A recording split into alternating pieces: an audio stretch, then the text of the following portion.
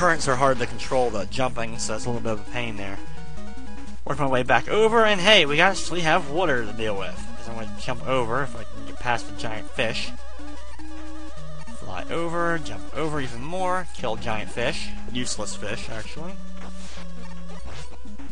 Actually, I think they're the exact same fish that were like in Mega Man 2 or 3, one or the other. I think we saw those exact same fish, except I think they were a different color. I think that was the only difference between the two fish, is that they were different colors. Okay, here we go with Toadman.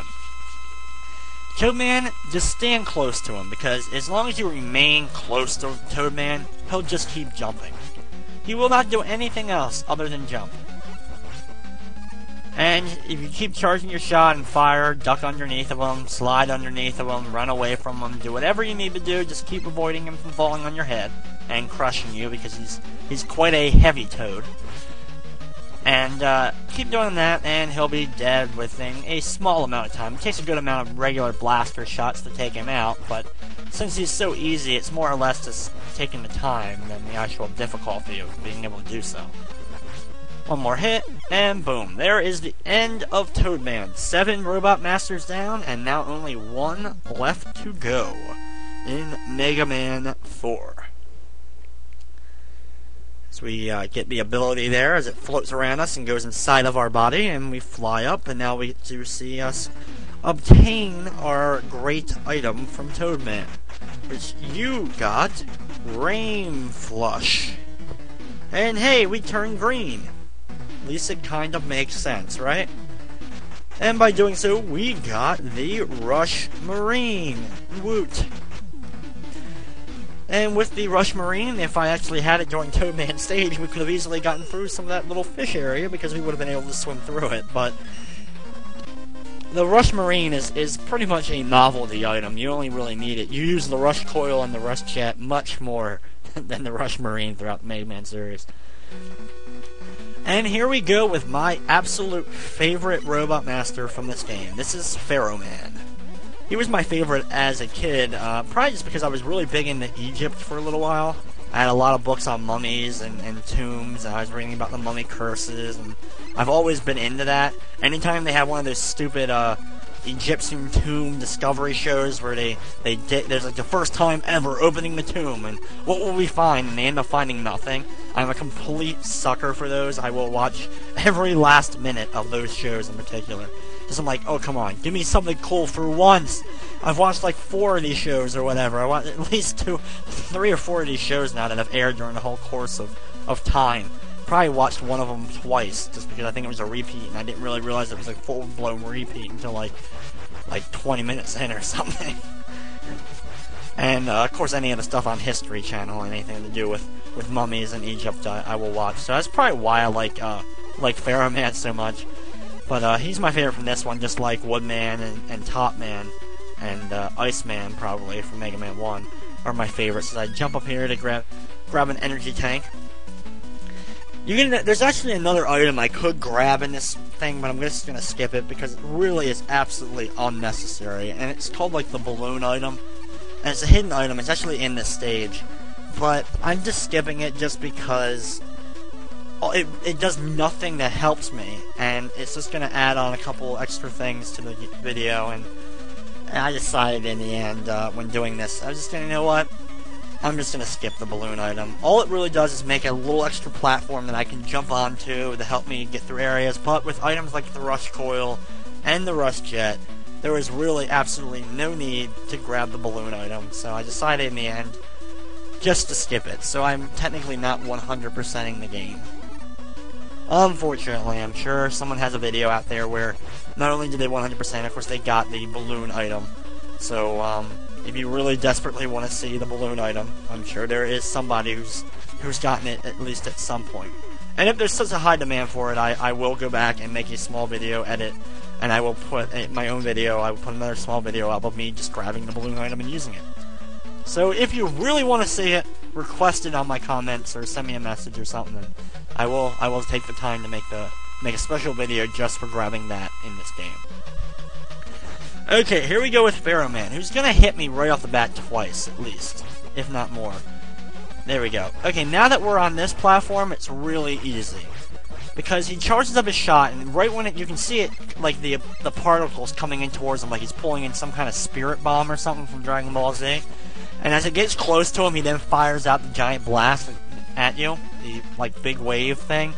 And so you can tell exactly when you need to jump. So just dodge them. Of course, don't get landed on by them. And Pharaoh Man actually ends up being pretty easy, especially considering you can shoot him the whole time he's charging up that spirit bomb. Just imagine, so there's like all the time in Dragon Ball Z that takes like 6 episodes for Goku to charge up the spirit bomb, and just seriously like Mega Man to just come in and shoot him in the face or something. It's like, god damn it, continue on. People from other series that have nothing to do with you are getting mad at how long it took for you to make a goddamn spirit bomb.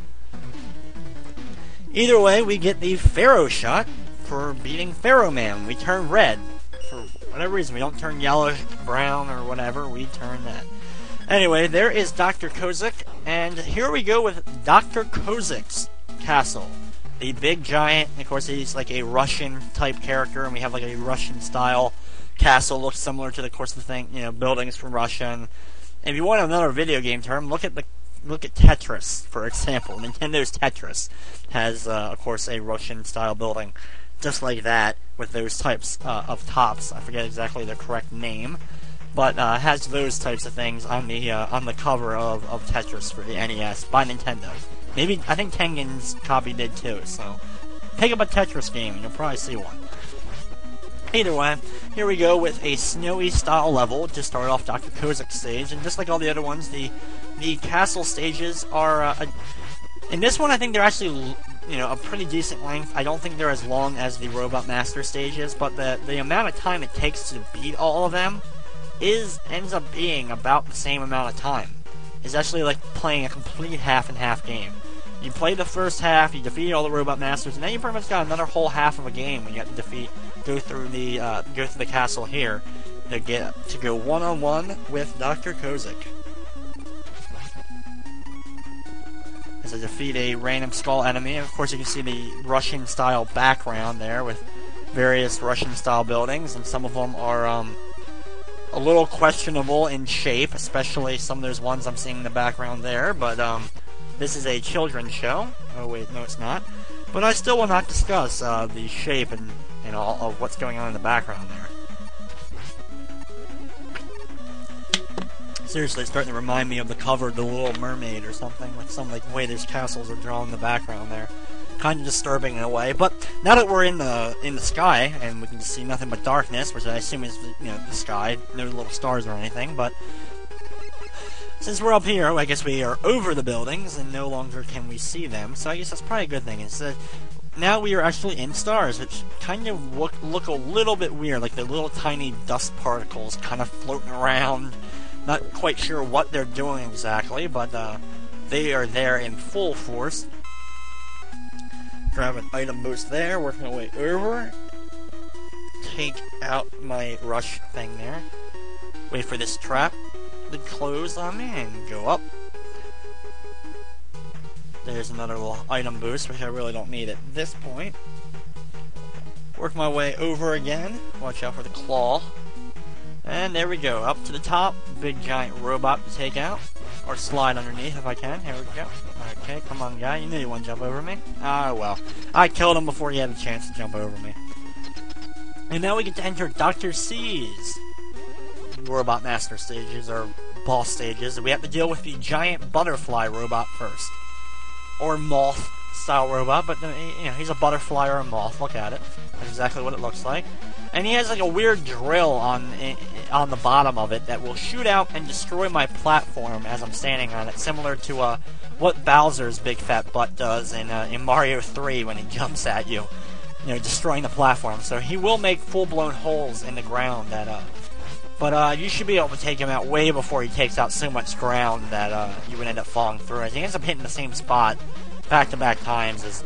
Okay, there we go. Giant butterfly moth robot has been taken care of. And the first of Dr. Kozik's stages is completed. As we teleport out. And now we get to see the giant map again. It takes some of the Mega Man games, it takes like 2 seconds to get through the giant enemy map stage, and then Other times, I mean, they have to play this long, really long song, and then you finally get to see the path drawn, and it's like, come on already. We know what we're doing at this point, especially once we've done 3 other Mega Man games and now doing this one, we can definitely tell. Okay, work my way up here. Climb up this side of the ladder because there is a slide under here. It's a little bit easier. You don't get hit by any of those turning, spinning things. You can hit them from behind.